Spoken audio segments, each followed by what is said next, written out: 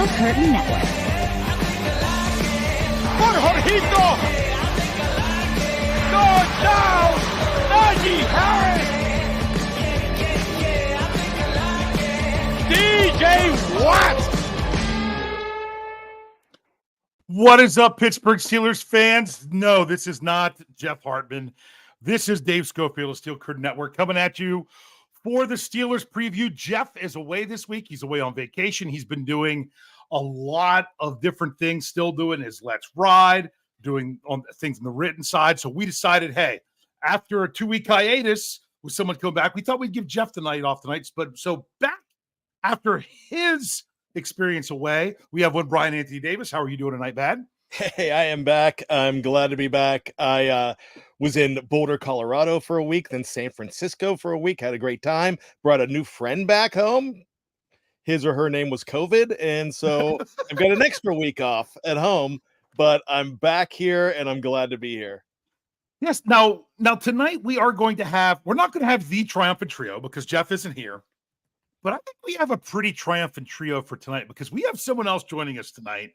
This is special to me. You're spoiled because you get to do a weekly show with this person. I know. I rarely get to, but I have to admit, the first ever podcast that he did with us when we were when we formerly behind the steel curtain was with myself and my brother on the Scobro show. We have the legendary K.T. Smith. Kevin Smith, how's it going tonight? What's up, Dave? What's up, Brian? Glad to be with you KT. guys, man. I remember that podcast, Dave. I was funny. I was sitting at this little countertop bar in my house. I don't even live in that house anymore. And I didn't know what the heck I was doing, man. I was winging that thing. Well, we were introducing the world to the one and only Cliff Harris is still a punk, because that's how we knew you as your screen name. And I wasn't even sure if we were allowed to tell everyone your real name at the time. So we've come a long way since then. Yeah, man. The whole thing has. So I'm excited to be here with you guys. Yeah, so we're previewing the Steelers' second preseason game. Here we are, one down, one in the books. We've got 2 left to go. I mean, the Steelers are done training camp. This is crazy. We've been waiting months and months and months just for them to get to training camp, and it's done. So to talk about a little bit of the news of the day, what they do to finish up training camp, they came back to Acrisure Stadium and had a joint practice with the Buffalo Bills. I'll start with you, Brian. Did you get to hear anything or take anything away from this time that they had with the Bills today? Yeah. So one thing I'm really encouraged on is the way the offensive line was performing, and namely, one, Zach Frazier looked very well. He looked fantastic. I don't think very well is proper. He looked very good against the Buffalo He did very Bills. well. There you go. Did very well. Also, Broderick Jones had a good day as well, because there's been a lot of talk about Broderick Jones and the fear of Dan Moore Jr. and all of that. But the big hubbub is the fact that Broderick Jones is playing right now at right tackle, and maybe you should have Cook on the other side instead of Dan Moore Jr. But right now, this is the starting rotation now as they get ready to have the starters go, hopefully for 4 series this time around. That's right, because Coach Tomlin did have they kind of combined it all into one, where he had his weekly formal press conference with the media right after this joint practice, where he did say, last time the plan was to do about 2 series. I think it ended up being, if you look at the quarterback, it ended up being 3, but they really changed the offensive line a lot after 2. Of the starters, and that this week it's going to be 4 series approximately, depending on how it plays out. Coach Smith, is there anything that, from any reports from today from the joint practice or even anything that Coach Tomlin said in his press conference, even if it's talking about Russell Wilson being the starter as long as he's healthy between now and Saturday, that you thought was interesting? The Frazier news, I think, is encouraging. I'll be honest, man. I just kind of feel as though Nate Herbig looks a little bit out of position over at center. I think that I don't think both of those fumbled snaps last week were his fault. I think one was the fault of Justin Fields, but there were some instances where you could see him struggling to snap, get his hands up. I mean, he hasn't done it in a while. He's only made, I think, 6 starts in the NFL at center. And the faster they can get Zach Frazier into the starting lineup, I think the better they'll be overall. So it's encouraging to hear positive news from him. He must have had a pretty good day up against the Bills. That's exciting. Yeah, and well, also, yeah, remember Coach Tomlin said this in his press conference. It was nice to go up against a 4-3, and the Steelers are bringing the Bills a 3-4, so they're getting a look at a little bit of a different defensive alignment to each team. I thought that was pretty good. I thought it was interesting. All my reports were coming in. They ran 7 shots on opposite ends of the field at the same time. Steelers offense versus Bills defense, and Bills offense versus Steelers defense. It seemed like all the Steelers reporters went to the Steelers offensive side, and all the Bills reporters went to the Bills offensive side. The Steelers, they won. Offense won 5-2. There was a question in there of whether or not a touchdown would have been stopped for a sack, or it could have been 4-3, 5-2. But the Steelers defense also won as well. They won 4-3, according to the Buffalo media. So I thought that was pretty interesting. But to me, one of my biggest takeaways is no fights. No fights. Didn't hear any. There was a couple times where they got chippy with each other, but that's what happens when people put on pads. I'm sure Kevin's had his fair share of scuffles during practice his time as a head coach. But we have.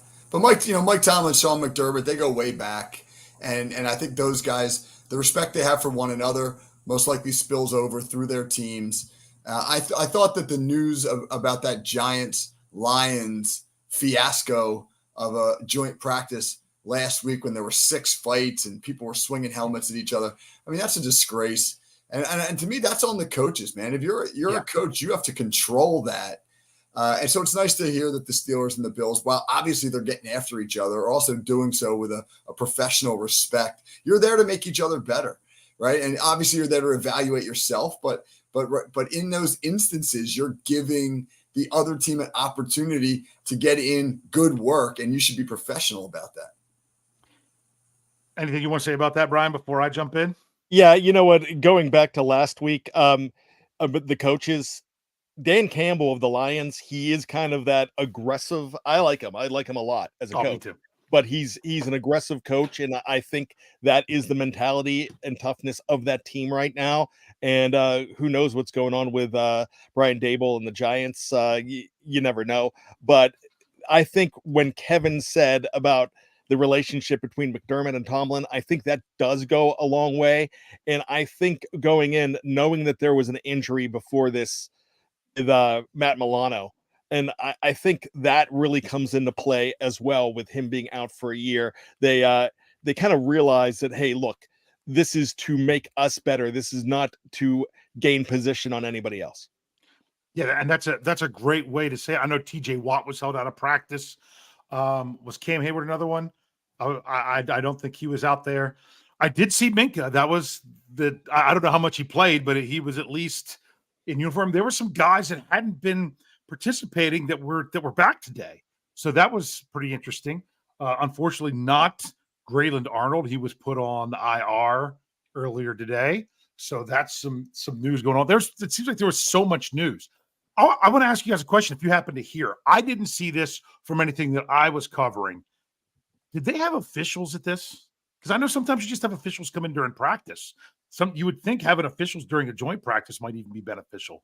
Did anyone hear any reports if there was officials there? I'm sure they did. I didn't hear any reports, but I'd be shocked if they didn't. Yeah, I would. They've had them in every training camp practice I've ever been in. So when you amp up the competitiveness, you're going to need officials. Yeah, I don't know for sure, but I'm almost feeling that you have to. This isn't like when you are in Little League and you have the dads be the umpires for the exhibition game because you don't have real umpires. My gosh, my dad did not fare so well when it came to that. Excuse me. Yeah, Brian, remember, Brian, you're still dealing with that friend you brought home from vacation, Mr. COVID. Yeah, excuse me. So yeah, I'm on the IR. You're on the IR. No, you're on the NFI. Okay. You're on the non-football injury list. That's what you are with that one. Brian, come on, man. Noah Lyles won a bronze medal in the 200 with COVID. You know, like, let's go, man.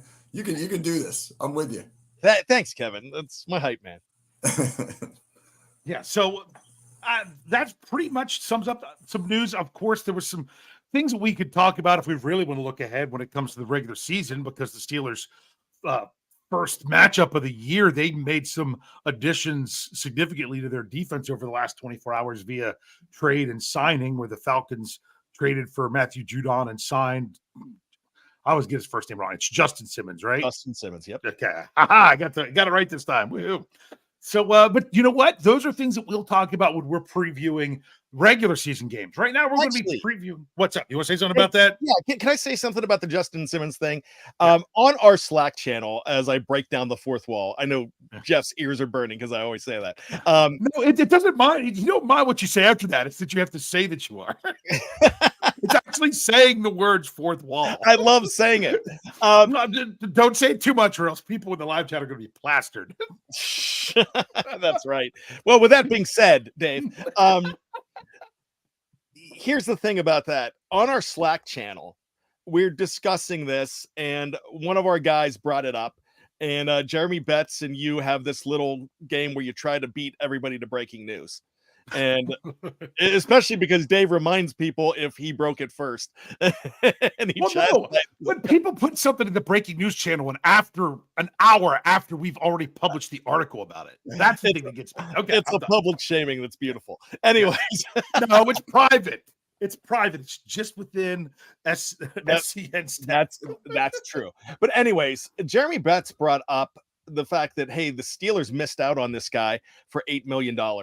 And I kind of disagree. I respect everything that Jeremy says, but if you're still around this late in camp and have not been signed, then $8 million is actually a risk. And 7.5 of that is guaranteed. So, I mean, I hope he does well for Atlanta. I hope he doesn't do well week 1.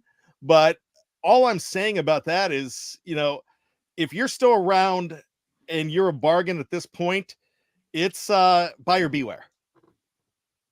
Yeah, you're right. But honestly, I still wouldn't be shocked if the Steelers were in the market for some of these guys. Some of these veteran guys, it's just wait until camp is over. So I wouldn't be shocked if the Steelers have, maybe sign somebody next week now that training camp is done. I'm not going to throw Patrick Peterson's name out there like I probably should, but I'm just not going to do that. Yeah, but I also, Dave, I also think that it's a lot like the Marcus Golden thing. Yeah. When he came back and they're like, yes. And then all of a sudden everybody's like, oh no. But it's just at that point, it's like, all right, we gave it a shot. It didn't work. Yeah. Yeah. And before we go on, there was something that you all said that I didn't comment on at the time I really wanted to. And it was about, Nate Herbig, Zach Frazier. To me, Nate Herbig looks like a backup center. What you would want out of a backup center to come in and do what you need to do. And while you're also backing up at other positions on the interior, that's what he looks like and feels like to me.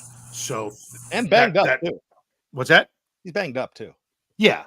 So I'm just saying even when I saw him with in the last game, but speaking of the last game, we're looking at preseason week 2. And yes, this is a preview that we look ahead. But when it comes to preseason, you also got to kind of look back, because that first preseason game, you're looking at it as, I don't know what to expect. Where's this team starting off? Where are they right now?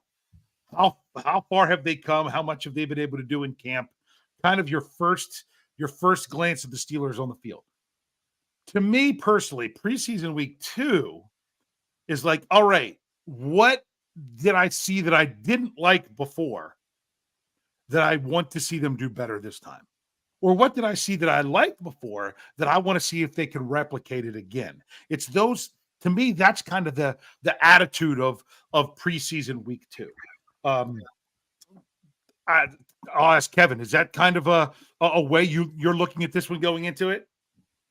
Yeah, I would like to see them get a little bit, a little more continuity on offense. I mean, they really were mixing and matching. The first 3 series, they used 3 different line combinations. With those first 3, in those first 3 series, they ran the ball 8 times. They ran 6 different run schemes in those 8 plays. That's a lot, man, for all these different line combinations to not have any real consistency within the scheme. My guess is Arthur Smith was obviously trying to evaluate what they're doing well, who's playing well, etc. But I would like them in this second game, man, just to be a little more consistent, right? You guys mentioned 4 series with the ones. Keep that same unit together for 2 or 3 series. Focus a little bit in more on a couple of run schemes. Maybe they're going to run the outside zone scheme and the counter scheme and the inside zone scheme, whatever. But whatever it might be, just be a little more consistent to see if you can start to put something together. I think that's important for the not necessarily for an identity, but from a chemistry standpoint. So that's what I'm really looking for. All right. So Bryan, whether to comment on Kevin's or give us your own, what's something that you would like to see the Steelers do vastly improve or build on going into this game? Finishing, closing, scoring in the first half. That's really what I want to see. Those drives were not complete. There were some miscues, and I get it. We've got to look at preseason the last couple years way different than we did just 4 years ago. And it's like this. Week 1 of the preseason is a combination of week 1 and 2. You do a little bit more in week 1 than you really did, but that's a lot for just getting acquainted with all of the changes. Week 2 is more like week 3 years ago, but it's a combination because you're bringing some guys in for the first time, and it's probably your most meaningful preseason game, like week 3 was. And then week 4 is you might see some guys you would have never seen before.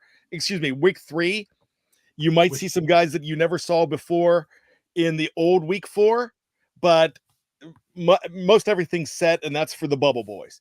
So with all of that, I'm just looking for just a little more continuity, a little more familiarity with each other, with the system, and the arrow pointing forward.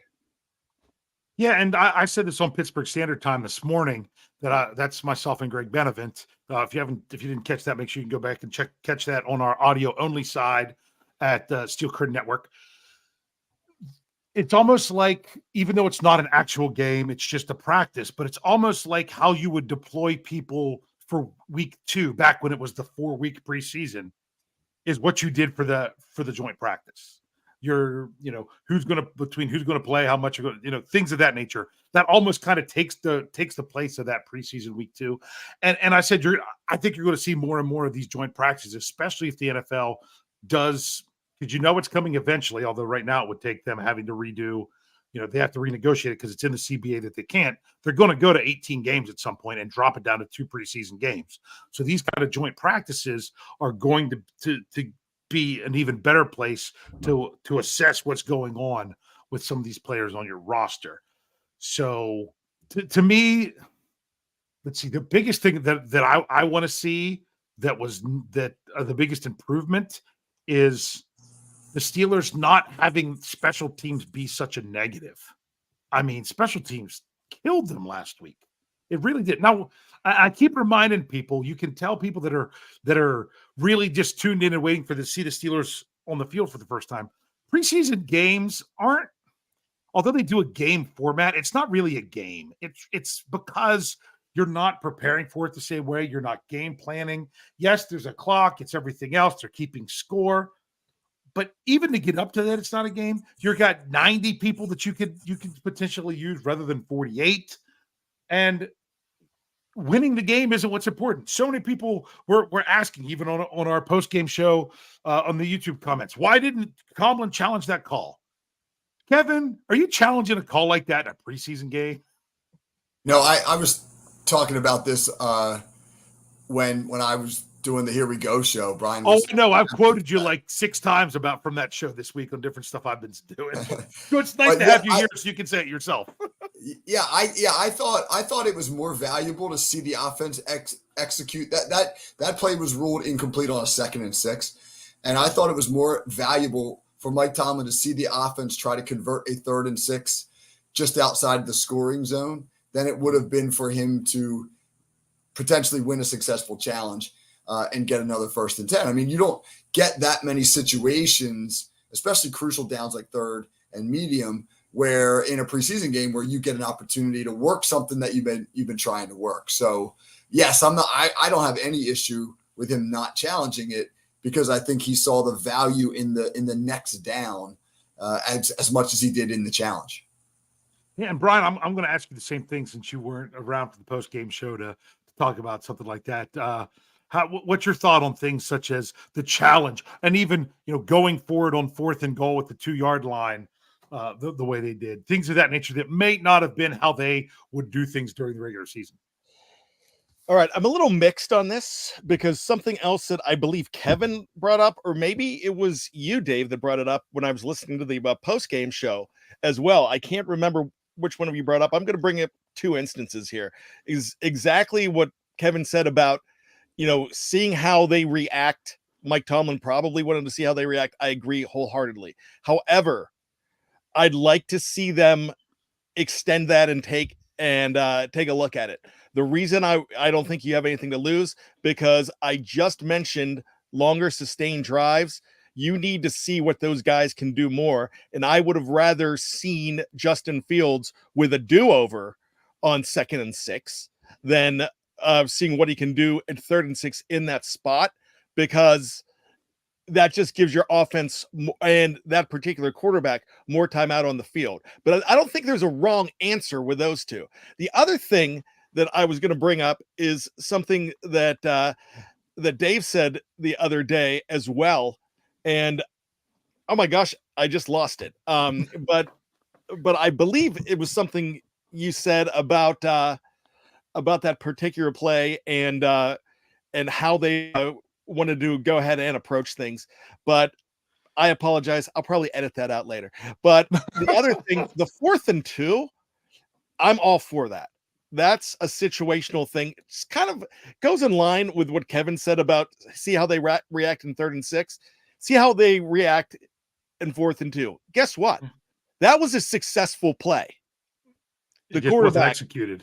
The quarterback threw it too high. And I'm listening. And but he still could have caught it. He still could have caught it. Yeah, it was juggling, but I understand all that. But all I'm going to say is the way that was set up, it was wasn't executed, but it worked. The guy was wide open. Yeah. You just didn't but you don't expect Kyle Allen to be out there in that situation. Yeah. You might not be expecting Calvin Austin to be out there. That might be Justin Fields or Russell Wilson and George Pickens or Van Jefferson. And that could be something different, but I like the way they did that. So, I think the more times that you are trying things out, it's the most important thing there. You've got to experiment, and you're not playing to win. You're playing to elevate and see how much further you can go. Yeah, and because for me, I didn't blame him for not challenging. I mean, if they get the call right in the first place, you're great. But that was the opportunity to say, hey, we're right here on the cusp of a field goal range. It's going to be 3rd and 6. That's an opportunity that you don't always get to replicate easier. But at the same time, if you were looking at it from a standpoint of, I want to get these guys this is going to be their last drive. I want to get them as many plays as possible. Then you could challenge it because you knew you would get 3 more plays compared to 1 if they're not successful. And of course, a lot of that was because that was when they gave up a sack and it was kind of all done. But that's the thing I think, Dave, that if I'm Mike Tomlin, that's what I'm upset about, man, is that you don't challenge that. And now you've got this 3rd and 6 opportunity from, I don't know, they're right around the 35-yard line. And you're thinking 2-down mentality, that if we don't get it here on 3rd, we're going for it on 4th. But then you give up the sack and you lose 7-8 yards, and now you got to punt the ball. That's a teachable moment, obviously.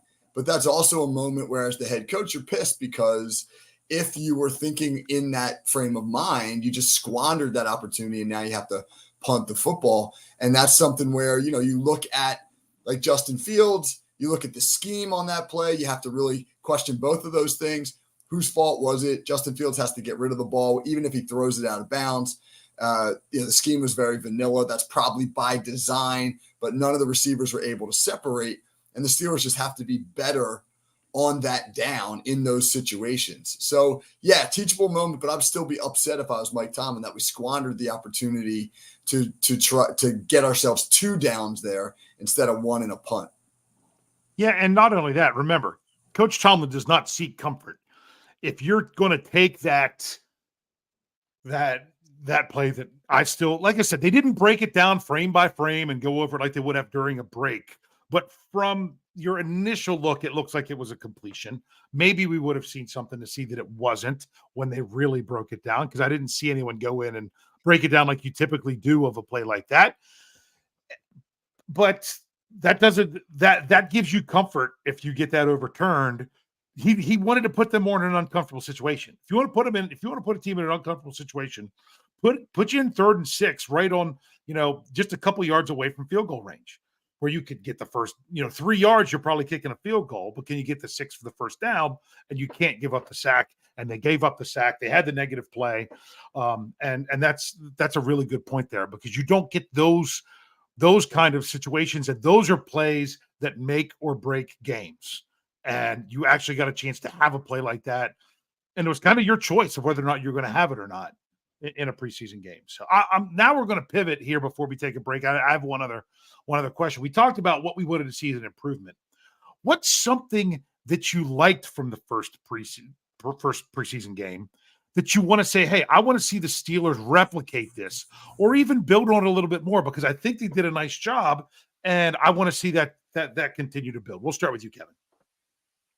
Peyton Wilson, man, he was awesome. And I want to see if that was a rookie amped up for his first game, playing against a team where scheme-wise it was probably a little bit friendly for him. And him, obviously, can he carry that consistency into the second week? When teams begin to look at Peyton Wilson on film, are they going to try to find his weakness, which I think right now his weakness is, running at some sort of power run game at him. Yeah. When you run away from him, his lateral movement is awesome. Houston ran a ton of stretch stuff, and I think that suits his scheme set well. It allows him to use his quickness and his ability to diagnose plays and blow seams, etc. But the Bills are a little bit more of a downhill power run team. And so that'll be interesting to see if he can continue his success, his early success there. And then on the offensive side of the ball, I was thrilled with the play action that we saw. And I'd like to see the Steelers continue to do that, maybe involve the tight end a little bit more in some of that play action, get Pat Freiermuth a little bit more involved. But the fact that the Steelers appear to be an offense that will be both willing to use it and capable of using play action is very exciting. Brian, you want to comment on Kevin's or throw out your own? No, I agree with Kevin complicitly. Let me throw out my own, and this is going to surprise a lot of people, but I thought there was a lot of intensity on offense with the skill position players. I'm not talking about the play of the quarterback was probably I thought the quarterback play was decent for a preseason game. I did not like the pass blocking. The run blocking was very good. I thought the running game might not show up in the stat sheet, but I thought both Jalen Warren and Najee Harris showed some good bursts. Now, I realized that that first play of the game was a screen pass from Najee Harris, but the run after the catch is indicative of the way he does run the football. So I really like the way the running backs played. I also was thrilled, along with the play action, but the use of the fullback as well. I thought the receivers did very well as far as with their hands on the ball, especially those during the Justin Fields series.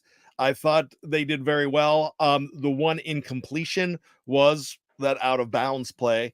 So with all of that being said, I liked what I saw with the skill position players. I think that's an arrow that is pointing forward. Yeah, for me, I'm going to start with the defense, and what I want to see the Steelers do, and even improve on, is how they defended the run, especially early in the game. I mean, they gave up 4 yards on 4 carries in the first quarter against the first team Houston offense. They defended the run well. For the game, it was 80 yards on 27 carries. That's a 3 yard average. But you also look at it, there was the 3 longest plays when in the running game were 19 yards, 10 yards, and 7 yards. The 19 yards and the 7 yards were jet sweeps or wide receiver runs. So they weren't your typical running game. So those are also the kind of things that you need to cut down on, that you don't want to be able to give up those jet sweeps like that, because believe it or not, the jet sweep is a really nice play when you catch the other team off guard. That was the problem with the Steelers the first half of the season last year. So for the defense, I want to see them continue to build and stopping the run, because when you stop the run and you kind of take that away from the team, yes, then you have to defend the pass. But if you're making the team more one-dimensional, that's always a good thing for them. Well, I shouldn't say always. That's usually a good thing. On offense, I want to see a continued good play, because when it came to the Steelers' PFF scores, like I say, take them or leave them. A lot of times I do prefer to leave them, but this was one that I thought was interesting, that the highest score went to Darnell Washington. I want to see him continue to play well, but I'd like to see him go out for a pass more than one time. He had one play where he went out for a pass and he wasn't targeted at all. So, but I do like how they're utilizing him and him doing a nice job with the run blocking. But if you're never going to send him out for a pass, I don't think that's going to benefit you nearly as much. Even if you're not constantly targeting him, I just think that he could be utilized in other ways. And Kevin, this kind of comes from you when you were talking about it on Here We Go, the Steelers show, is that a lot of things that you saw when you were at training camp, you didn't see in this game, like a lot of the pre-snap motion, even the usage of Darnell Washington in the passing game, things of that nature. Anything like that I said about Washington, or even the things I just brought up that you want to comment on? Oh, hold on, we got you muted. Gotta unmute myself there. I think the lack of pre-snap motion last week was by design. I think you don't want to give too much of that stuff away or put too much of that on film. If you do, I think part of the design in the preseason is to sort of show a team one thing and then build in a counter for that thing when you get to the regular season, so that they're preparing for A and you're going to give them B off of the same look. So I really wasn't shocked by the pre-snap motion. They really didn't run any outside zone, and all I saw at camp was outside zone. So I'll be interested to see, against a 4-3 defense, a real gap scheme that allows for your linemen to get good angles. It'll be interesting to see if they use a little bit more outside zone. So again, man, it's really interesting in how coaches approach the preseason from a game plan perspective. How much do you want to show? What do you want to feature? I would think we're going to see some very, very different looks this week than we saw last week. Ryan, anything you want to say and comment to that, or to follow up, to finish up with before we take a break? I'm not the best color man in the world for nothing, folks. All right. Well, we went pretty far in the first half there, but that's all right, because we come back to the second half. We're going to have over-under, and I will tell you this. I have Jeff's over-under picks and everything ready to go. I've already got them locked in. We'll review last week, see how we scored. So we'll do that. We'll have some trivia. I don't know if Brian has trivia tonight. I at least have a little bit of trivia. And that's what we'll do. So if you're with us here on YouTube, Facebook, X, we're not going anywhere through this here on the audio side. Stick around. We'll be right back after this break.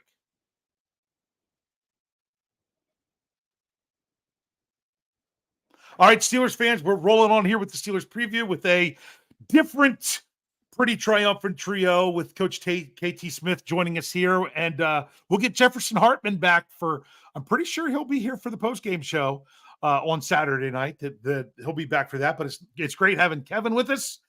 All right, guys, I love doing the over-under, not just because I won it last year, which, by the way, I won it last year. I just thought I'd let you all know that in case people hadn't heard. I'm glad you did, because you'll never mention that again, Dave. I'll never mention that again. It wasn't mentioned 2 or 3 times last week, I'm sure. But I will tell you this: I did not win last week. I did not.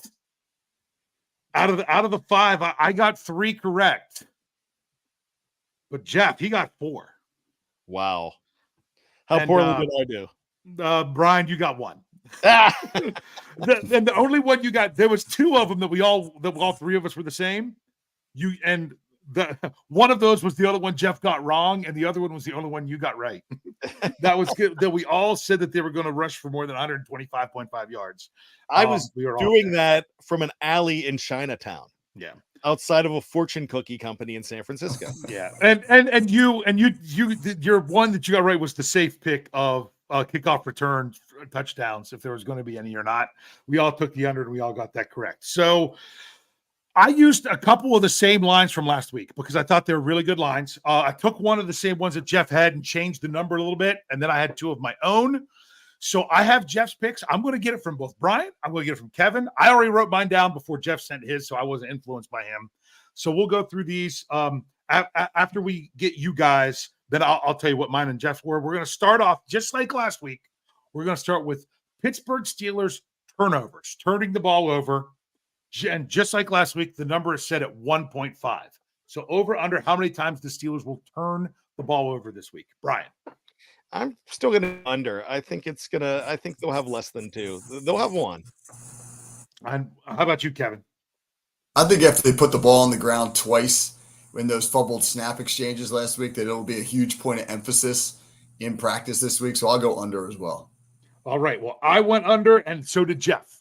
So we'll see if they can improve on that after having 2, that they can keep it to 1 or none. We all agree it's one of those improvement things that we want to see. And I will tell you this. Yeah, they put it on the ground twice from fumbled snaps. They put it on the ground 4 times in total. And remember that, because we're going to come back to that one a little bit. But let's go on to the next one, which is another same one from last week. Pittsburgh Steelers takeaways, taking the ball away. That line is also set at 1.5. They had no takeaways last week. Brian. I'm going to go under. I didn't see what I wanted to see last week. And until they break free on that, I'm going to go ahead and be pessimistic. All right, KT. I agree as well. I think a lot of time in the preseason, you have, with all these backup guys, there's a lot of room for error, but there's also the reduction in kind of splash plays on both sides of the ball. So, I'll be conservative here as well and say under. I would conservative as well, and I said under because I think even if they get one takeaway, that's an improvement from last week. So, but that still would be the under. Jeff, he took the over. Jeff went over, thinks they're going to get at least 2 takeaways this week. So at least we weren't all the same through 2 of the categories. All right, next one. It's the same category we did last week, different number. Steelers rushing yards. I have the number set at 114.5, 114 and a half yards. So it's a little bit lower than last week, but that's still a number that's higher than what they had last week. I think they had, 109 last week. Brian. You know what? I'm going to go ahead and I'm close to a push there, but I'll never go push. So I'm going to say just slightly under. Okay. Kevin.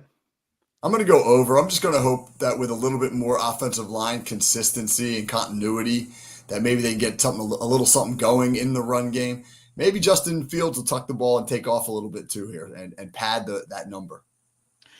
Yeah, there were some reports today that the Steelers weren't running the ball great outside of like a big 45-yard touchdown run of Najee Harris. And when I say not running it great, it's not like they were busting out big plays constantly against the Bills defense. But I also think part of it was last week is that Houston was on a different schedule than them with their players and how much they were playing.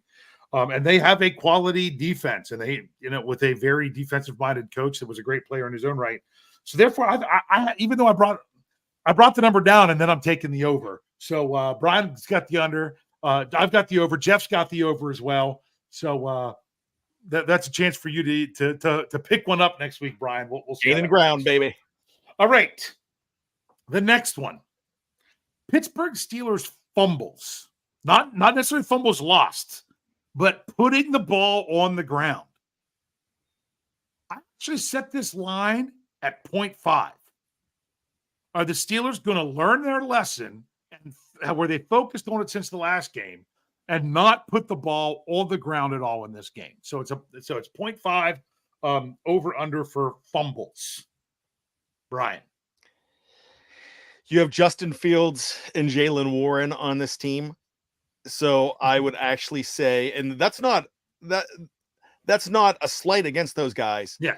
but they do have more of a tendency. They do great things with their legs, but sometimes they do cough the ball up.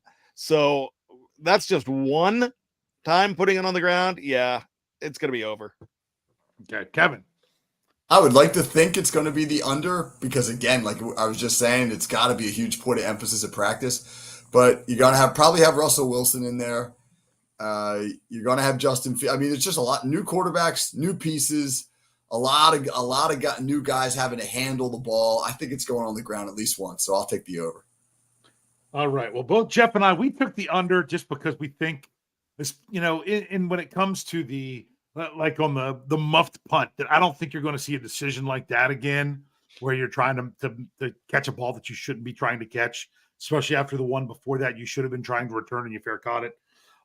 If it's such a point of emphasis, I could see this being something that the Steelers completely clean up this week, and then maybe next week they end up putting it on the ground, just because there was so much made about it, and there was even some reactions to it happening at practice.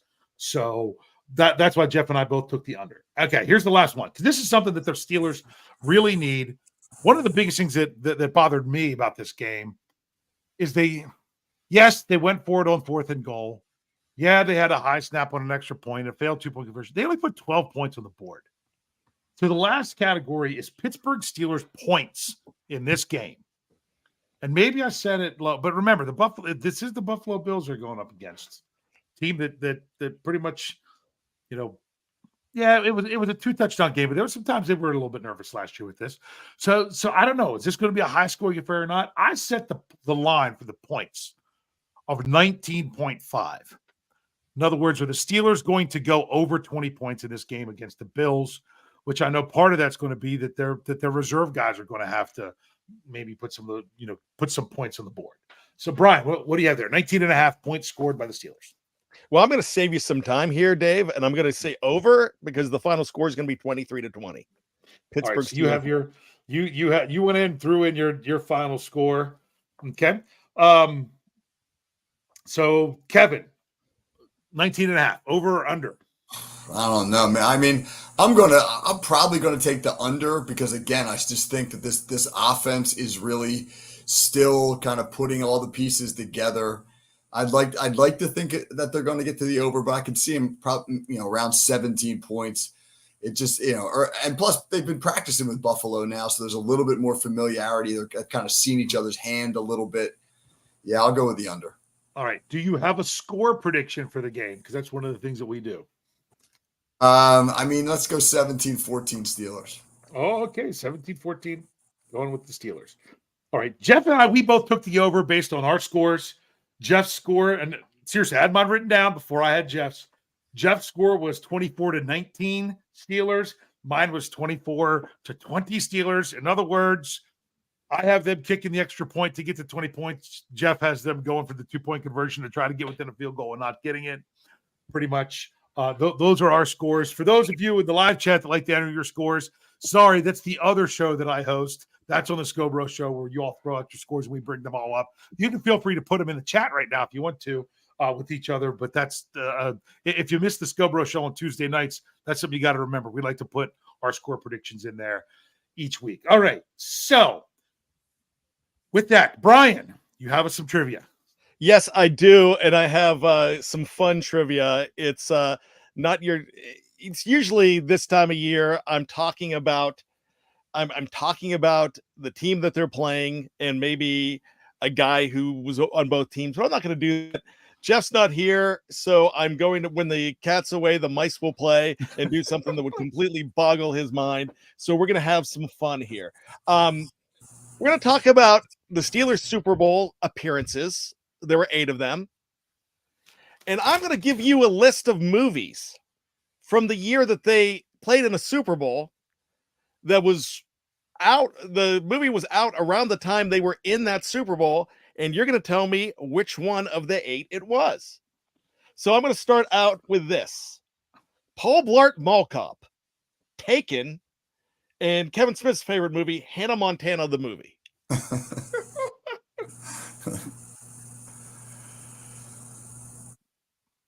Dave, I'll let you go first. Paul Blart Mall Cop. That's got to be 95. Okay, so you're saying Super Bowl 30. Yeah. Kevin? I'm trying to figure out how old Miley Cyrus is. So, I mean, I'll take Super Bowl 40 because I don't know how old she is. So I'm Yeah. gonna say I she's gone like in too her early 30s. with that. I was just trying to think of when I first saw Paul Blart, and I was thinking that I was in college, which meant it would have had to be in the 90s. Probably. All right. Well, I'm going to go ahead. I'm not going to give you the answer yet because there's other ones to go ahead with. Let's go with Then this. is there only one choice for each? I mean, Yeah. Okay, so there's 8 different ones of these, and we're trying And to piece them together. you guys could be wrong on that one too. Okay. So Kramer I'm pretty sure it was not Super Bowl. Oh my goodness, I can't even remember what numbers they were in the 70s. I know it wasn't Super Bowl 10. 9, 10, 13, and 14. Okay. And of course, 30, Yep. 40, and 43. And 45. 45 is in there too. Yeah. Let's go with this one. Kramer versus Kramer. Airplane and the Kevin Smith story, American Gigolo. I'm making them. I know it'd make them laugh. That's either got to be 13 or 14. Yeah. I'm going to go 14. Okay, Dave says 14. I'll go 13. Okay, Kevin 13. All right. Superman, the Deer Hunter, and Warriors. The Warriors, which I had heard about this movie and I just saw it for the first time earlier this year. I'll go 9. Yeah, that's 9. Okay, that's 9. It's the only one I'm pretty sure of. It's to me, it's 9 or 10. When they're back to back, those are tough. All Especially right. when all those movies were before I were born.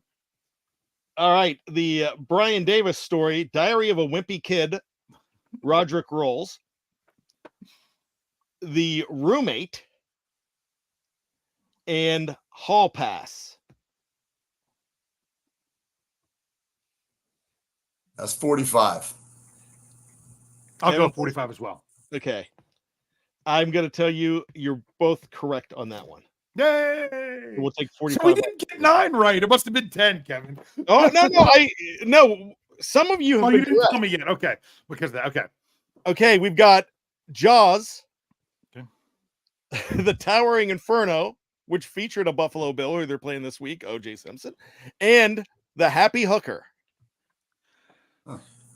which was number 1 at the box office in this year. American Gigolo, The Happy Hooker. I'm sensing a theme developing here. No, yeah. Well, I'm trying to make you laugh. Yeah, Jaws, The Happy Hooker, and Towering Inferno. That's 10. Okay, Kevin says 10. Yeah, that's 10 because I'm trying to remember. Was 10 if 10 was 70, the 75 season? Jaws came out in 75. I know that. Yeah.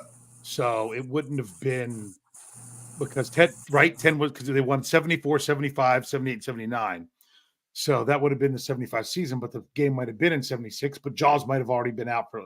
I'm going with Jaws. I'm with 10. Yeah. Okay, I'm going to confuse things a little bit here then. Okay. Dog Day Afternoon, Carrie, and Rocky. Shoot. Rocky. The original Rocky? The original Rocky. Rocky. Man. Oh, that was 76 or 75. Yeah, because Rocky was 70. Rocky was because Jaws was out. Because I just remember Are you sure there's not repeats I here, bro? spend way too much time on IMDb. I really do. I will So tell I you just did this. that. They're corresponding with the dates of what it is. It's the dates when the Super Bowl occurred. So if the Super Bowl occurred in 1975, well, that Rocky, tells me that the Rocky's one that gotta we be both 10 said because was Rocky features the bicentennial, so that's got to be 76. yeah, because Rocky was in 76, and I know Jaws was before Rocky. So I'm thinking Jaws was Super Bowl 9, Rocky was Super Bowl 10. The one that we both guessed is 9 before is 13, and the one we guessed is 14. I'm hoping we're right. So the only one I thought I was sure of is completely wrong. So Yeah. that All right, sounds about right. I'm going to move this along. We only have 2 more. Okay. Mr. Holland's Opus, Black Sheep, and Beavis and Butthead Do America. Now I want to change my answer because that one's 30, which meant the very first one was 40, right, Kevin? Beavis and Butthead's got to be 30. That was I was in college for that. Yeah. And then finally, When a Stranger Calls, Cars, Medea's Family Reunion. Dave Schofield's favorite movie. Well, there's so many of those Medea movies. Which one is it? It's Family Reunion. All the Medeas came out. Yeah. That one, that would have been, if you're talking Cars, I'm trying to remember. All I have left is 43, so I'm going 43. Okay. You know what? I'm going that this one was 40, and that other one that I messed up, well, I must have been way off because that must have been 43. Okay, so here we go. We know you were correct on 45 with Diary of a Wimpy Kid, Hall Pass, and The Roommate. Super Bowl 40 was Taken, Hannah Montana, the movie, and Paul Blart Mall Cop. Super Bowl 45, excuse me. Okay. 45. Super Bowl 43 last time. Super Bowl 40 was When a Stranger Calls, Cars, and Medea's Family Reunion. Okay. Super Bowl 9, Jaws, The Happy Hooker, and Towering Inferno. Super Bowl 10, Dog Day Afternoon, Carrie, and Rocky. Super Bowl 13, American Gigolo. Super Bowl 13, Superman, Deer Hunter, and the Warriors. And Kramer versus Kramer, American Gigolo, and Airplane came out in 1980. So that would be Super Bowl 14, even though that was the 1979 season. Yes. If you would have given us these as matching, I think I would have matched them all in properly based on the order of when those movies came out. But if it was multiple choice and I didn't know that each year was definitely used once, then I would have had problems with that. Well, I switched up the game, fellas, because it was originally guess which one was the number one the week that the Steelers won the Super Bowl. I'm like, they're not going to get that. Yeah. So that would have been tough. I left out The Godfather Part 2. I left out some great movies in there. It seemed like Star Trek had a movie every time they were in the Super Bowl, even in the 90s and the 2000s. That doesn't surprise me. There you go. I know that was long, but it was fun. Yeah, that's what she said. All right, so here we go. I'm sorry, Jeff wasn't here. I had to do what Jeff would do. So my trivia is going to be pretty quick, and that is generally what's the average length of an NFL career? 3.5 years. 4 years. It's not even 4 seasons. It's 3, maybe a little more about 3.5. What Kevin was saying.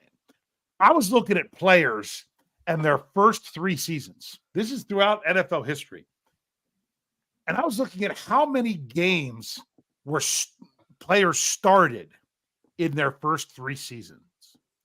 The number of games. There are 3 Steelers in the top 10 of most games started in their first 3 years. Who would those players be? What era are we talking here? Well, what do you think?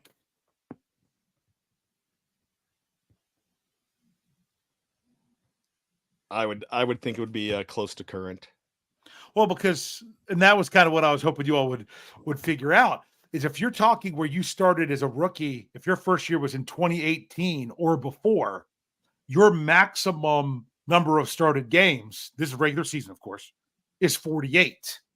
And all the way back until, except for the couple strike seasons when you throw those in there, going all the way back to when did was it 76 they increased, or 78 is when they went up from 14 to 16, or in the 70s. So I think that's a very safe assumption, because players now, they had the opportunity. How many games could they have started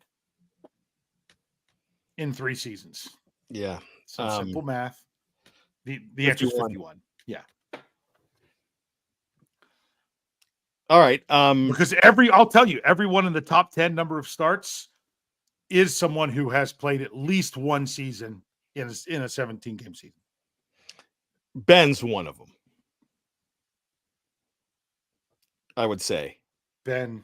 Ben Roethlisberger. Wait, did you just say all We three? literally just said that it needed to be from So I'll change the question. They're all three current Steelers. Okay, well, yeah, Okay. because Ben played in a 17-game season. But So Not in his first 3 years. We're only looking at their first 3 years. okay. Did you miss that part? Najee Harris. Not. Yeah, Najee Harris. That's what I was going to say. Najee Harris has the maximum of 51. There is one other player in the NFL, not with the Steelers, that has started 51 games their first 3 years. And that is Creed Humphrey in Kansas City. Those two are tied for the most starts in their first 3 seasons. Okay. So that's one, Najee Harris. George Pickens. George Pickens only has 2 seasons. Yeah, Pickens only has 2 years. This Fryman is missed too confusing many me. games. Yeah. I'm very confused. Yeah. It's in your first 3 years, how many games you've started.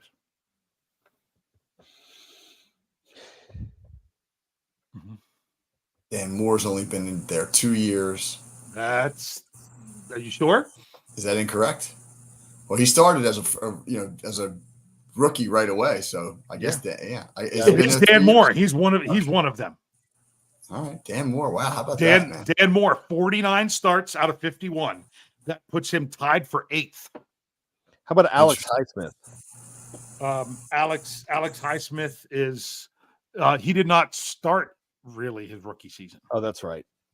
And he was hurt a lot. Starts. I'll give you a hint.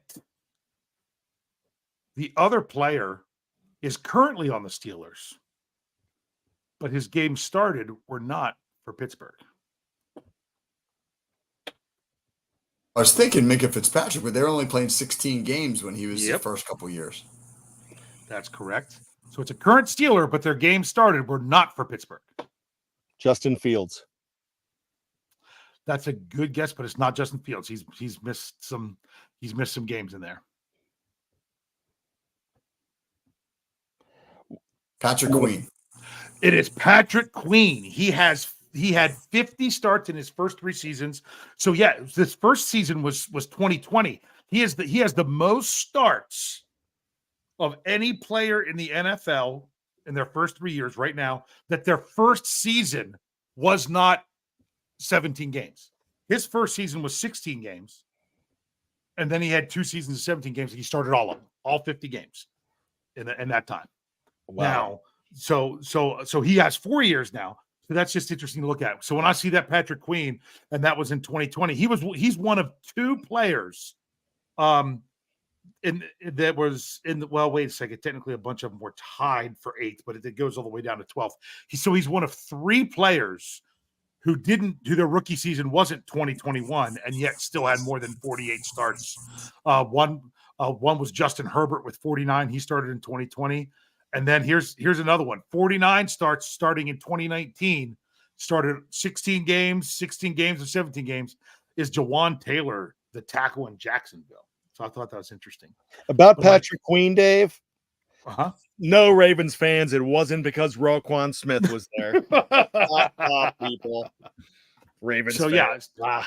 So, and what I think is interesting is, you got Justin Herbert. He had all those starts. I think he missed 1 start, and that was the very first week because it was Tyrod Taylor, and that got hurt. Right? It was Tyrod Taylor when Justin Herbert was a rookie, and he came in and then he started every game except his very first one, his rookie year, for 3 years, and then he missed a good bit, but he missed a number of games last year. Yeah, I got a punctured lung in that first game. Yeah. So the other players on this list. Trevor Lawrence and Micah Parsons also have 50, along with Patrick Queen, and Penei Sewell, however you say it. I can never say his last name right. I think it's Sewell. Yeah, the great tackle, and Trey Smith for Kansas City when they had both Smith and Humphrey.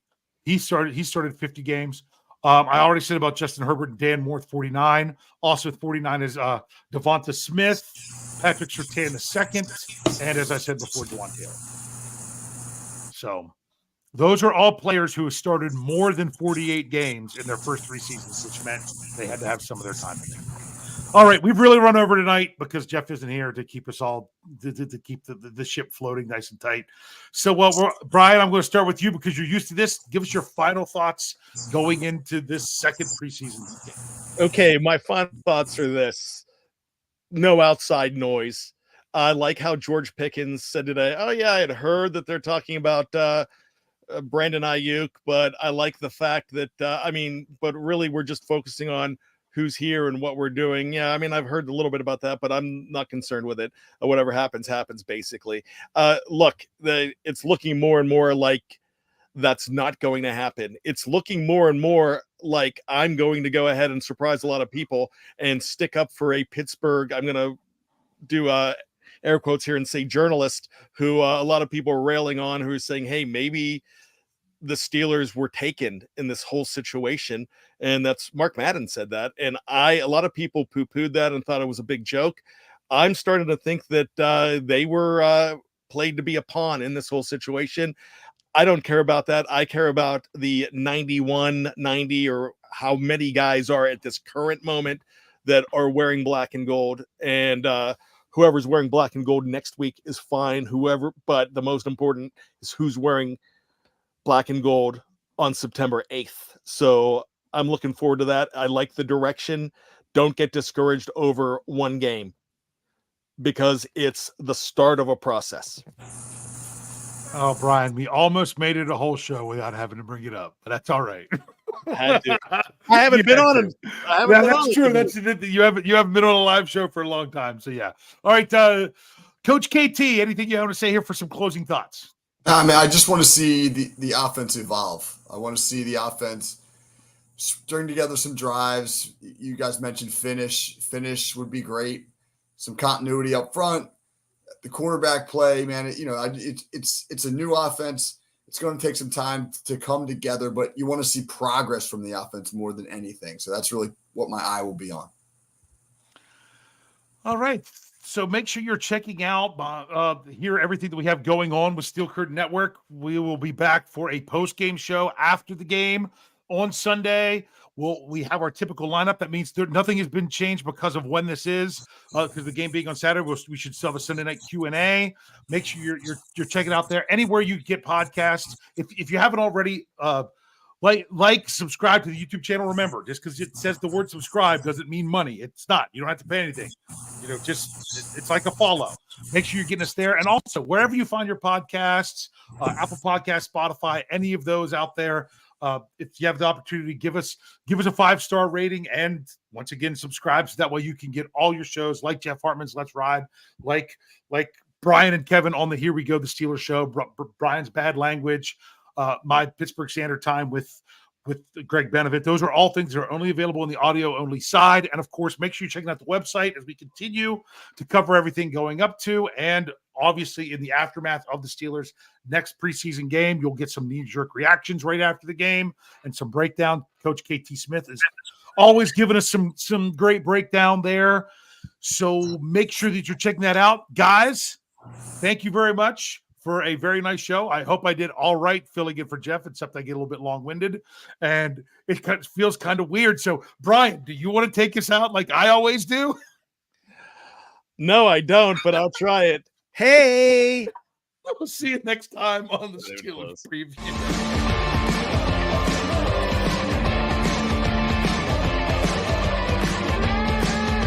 Steel Curtain Network. Get it. Everybody else gets a little tight.